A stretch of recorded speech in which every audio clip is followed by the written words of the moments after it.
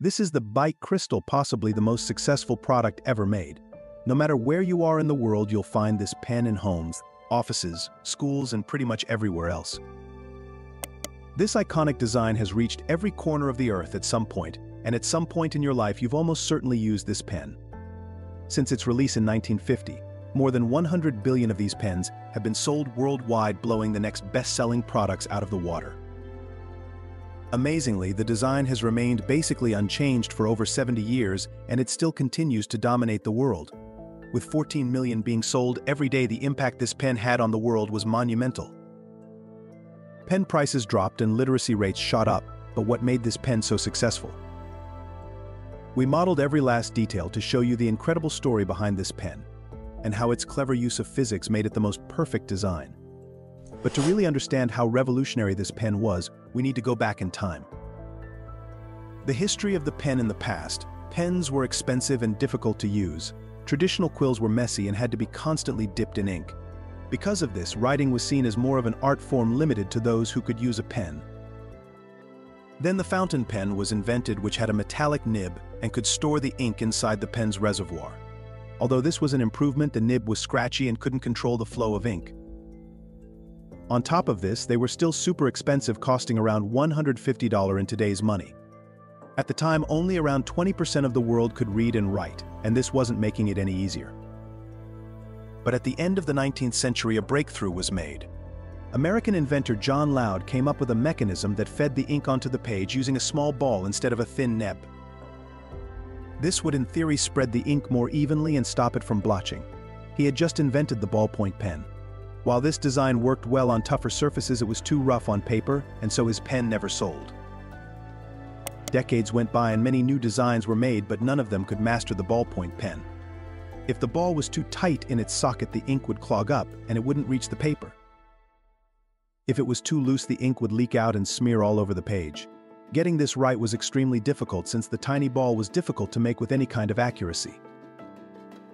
Then came Laszlo Biro, a man with a name you might recognize. He realized that the solution was in the ink.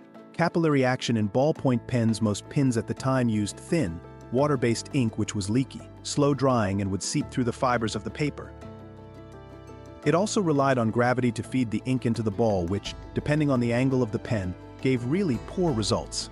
He started experimenting with oil-based inks, which were thicker, dried almost instantly, and sat on top of the paper instead of seeping through.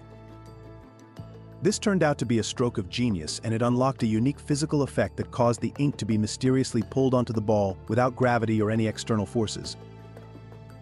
This is called capillary action, and it's what allows water to climb tree roots and nutrients to flow around our body.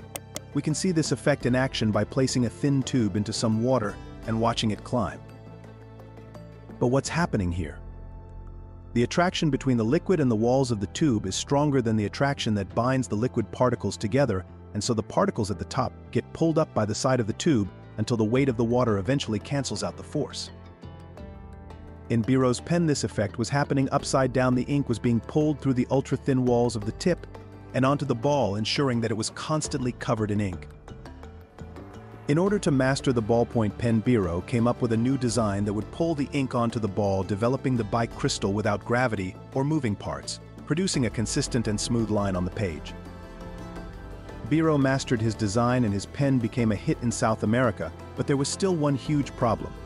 The cheapest pen he offered cost an incredible $190 in today's money, and so although the design was great, he never achieved mass market success.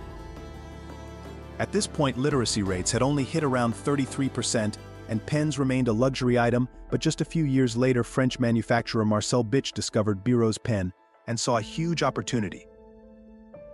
He bought the patents for $2 million and began designing a new and improved version that could be mass-produced for a much cheaper price, with the help of state-of-the-art Swiss watchmaking machines.